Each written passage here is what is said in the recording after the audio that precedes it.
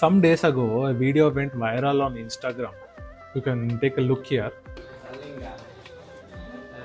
A Cambodian tour guide is saying to a foreigner, No, this it's is not the penis. Shivalingam represents penis, The center point and an angry young say Hindu that it's a man, linga. an angry Hindu man, is saying this is not a penis. No. So I am Karthik Davala. I am a radiologist. I read the human body for a living. I read scans for a living. And today I want to discuss with you that the Cambodian guide was partially right. It was crass and it was incomplete information, but he was right. And the man with 1,42,000 likes who is defending the Hindu culture, he unknowingly his knowledge is incomplete. Before we get into what a Shivalingam actually means, we should discuss first the setting where this incident took place. This happened in the Angkor, the famous Angkor Wat temple, very famous temple. You all have seen it in Cambodia.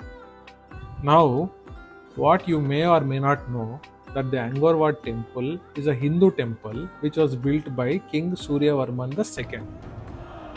The Khmer civilization, which was in rule in Cambodia and much of Southeast Asia during 12th century AD, it was a Hindu civilization, and this temple is a Hindu temple. Initially, this temple was dedicated to Lord Vishnu. Later on, it incorporated Shivite traditions. Khmer civilization received Hinduism from Hindu traders from India. And here is one crucial key point. This civilization, this empire, was never colonized by the British. They received Hinduism in its original, unabridged, and uncensored form. The Cambodian guide, he gave an oversimplification, but he was factually right. And the man defending the Shivalingam came from a place who had its own culture and tradition systematically dismantled for over 200 years. He was an outsider at his own temple. So let us ask the simple question. Is the lingam, does it represent a phallus? I am not going to give you a fake answer here. I am not going to give you a cladded answer here. I am going to tell you what is written in the Shiva Purana. The Shiva Purana is one of the 18 Mahapuranas and the foundation scripture of Shivaism itself. So I am going to read you a passage from this Shiva Purana. Lingam yoni samyuktam yonischa linga samyuta nitya bhogaya lokanam pujayat lingam ishwaram. So what is the literal translation of this? The phallus is united with the vagina is united with the phallus.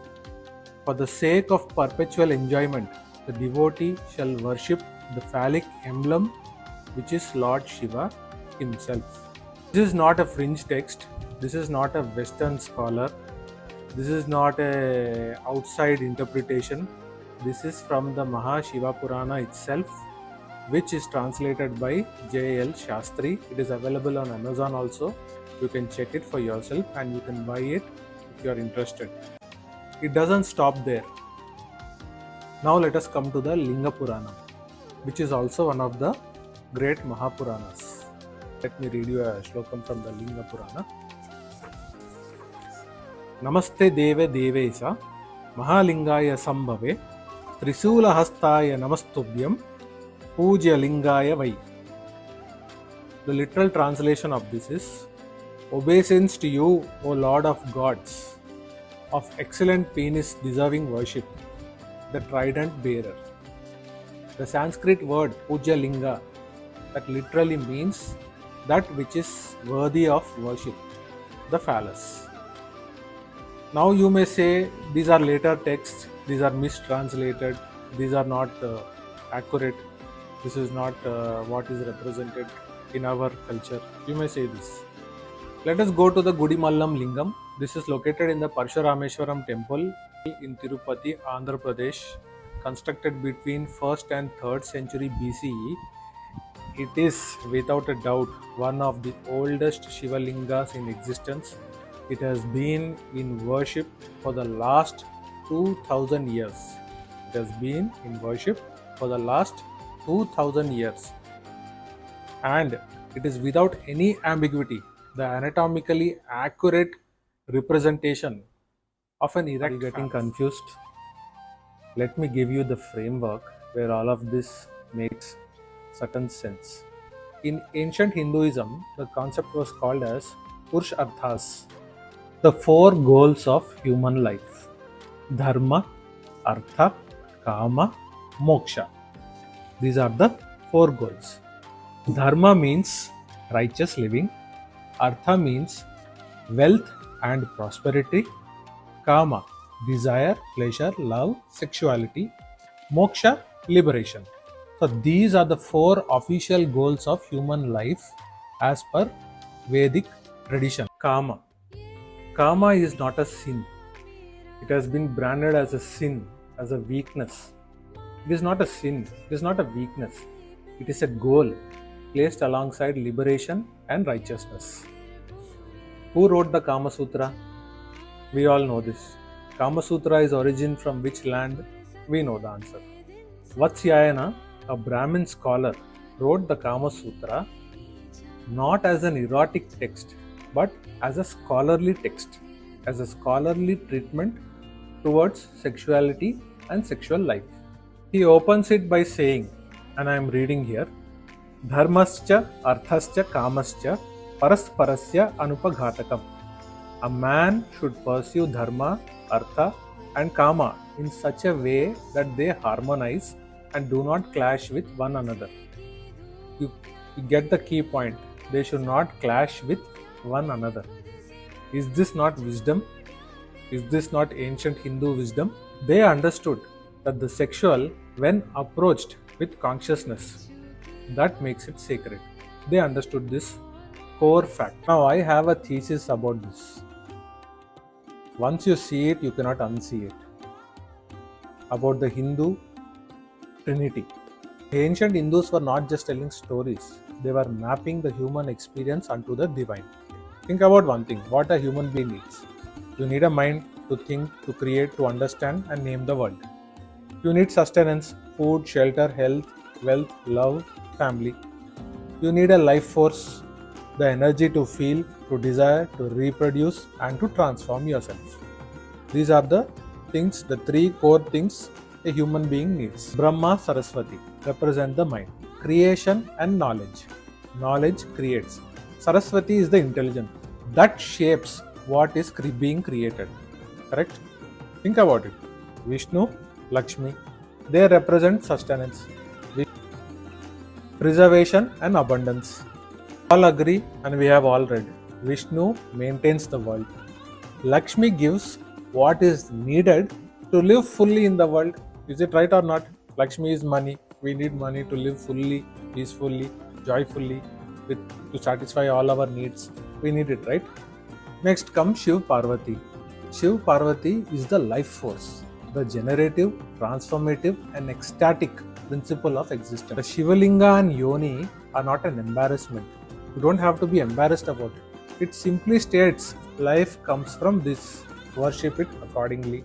So 3 couples, 3 principles, a complete human life. Is it right or wrong? Think about it. And if you are still having any doubts, I want you to reference the Soundarya Lahari. It is written by the great Sri Adi Shankaracharya himself. He has systematically given 100 verses praising the goddess and the goddess's shape. I will give you the translation of a particular block here. Only when united with Shakti does Shiva have the power to manifest. Without her, even God is not capable of the slightest movement. Is it right or not? Tell me. The Shivalinga and Yoni together are this verse rendered in stone. Shiva is pure consciousness, unmoving, unwavering and formless. Shakti, Parvati, is the energy which moves this consciousness into existence. Their union in a cosmic scale created this universe, and their union in a human scale creates new life. Yes or no? So this begs a very basic and fundamental question. How did a civilization that built Khajuraho temple, which is covered from floor to ceiling in explicit erotic sculpture, how did the civilization which built Khajuraho, a temple which is covered from floor to ceiling in erotic sculptures, how did we get to this stage? This answer has a name and a date. Thomas Babington Macaulay, 1835. My pronunciation may be off, forgive me. I want you to hear this. He wrote, "We must form a class of persons, Indian in blood and color, but English in taste, in opinions, in morals, and in intellect." Funny. English in morals. Victorian English morals. The entire Indian education system was rebuilt on this British foundation. Sanskrit was replaced by English. The Kama Sutra written by an Brahmin scholar was suppressed. And here is the extraordinary irony. The Kama Sutra was suppressed in India, but it was very much and very easily available in Victorian England. It was brought by Sir Richard Burton in 1883.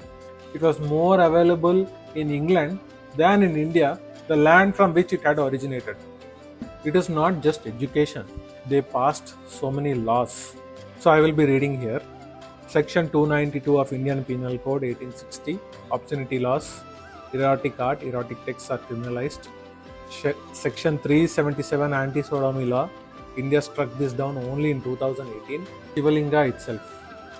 The missionaries told Hindu converts that the Shivalingam is an obscene symbol. They trained the Hindus into believing that the Shivalingam is an obscene symbol, when in fact it represents the raw energy, the raw consciousness of creation. Mahatma Gandhi himself has admitted this. He himself wrote in Young India in September 1927, and I am reading here. It was in a missionary book that I first learned that the Shivalinga had any obscene significance at all. So you see, an English book told us that the Shivalingam is an obscene symbol. Correct or not? Now I want to say something which may offend some of the viewers and may think of it as something else. I don't know. This is not my intention. The ancient Hindus, they, with extraordinary precision, they understood the neuroscience behind the orgasm.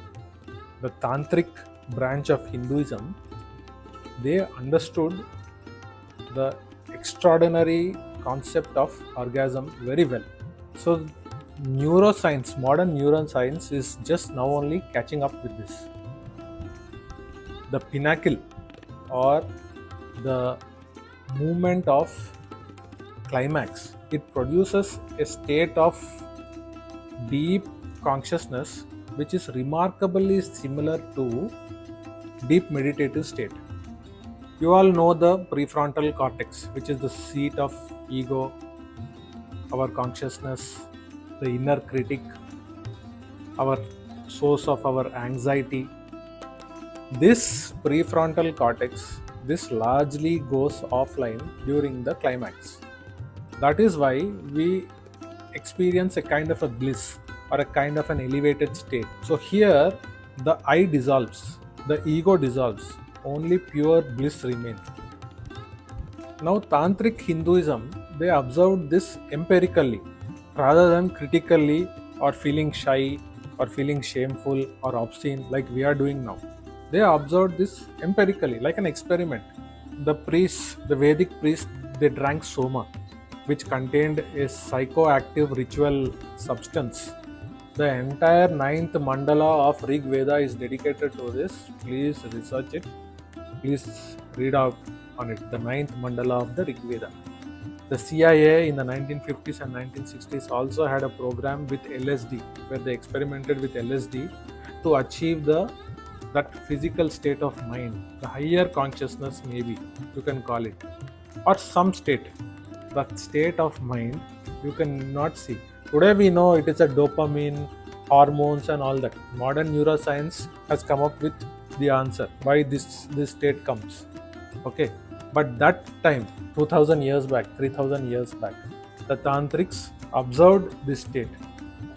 So the person who was very angrily defending our Shivalingam, he's not a bad person. He is not doing anything wrong. He is defending, I think he is not even aware of this, but I feel that he is defending a colonial value which is 200 years old. I will read what Ashish Nandi has written here in his book The Intimate Enemy. He called this the colonial mimicry. The colonized adopted the colonizers' values so completely that they began to police their own culture on the colonizers' behalf long after the colonizer has left. The British are gone now, but the discomfort on the Shivalingam and its true meaning, its true representation, it still persists even till this day. So I want to close with this. The ancient Hindus are not naive, they are not primitive.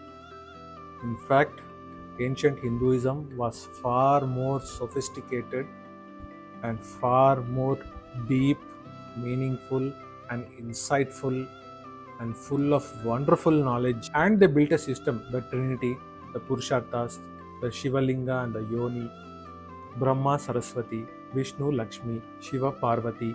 They said all three are sacred, all three are absolutely necessary for living a divine and a complete human life. The Shivalingam does not need to be defended from the truth. The Shivalingam needs to be defended from ignorance. And the first step here is to realize where your ignorance is coming from. It is from 200 years of British colonial values.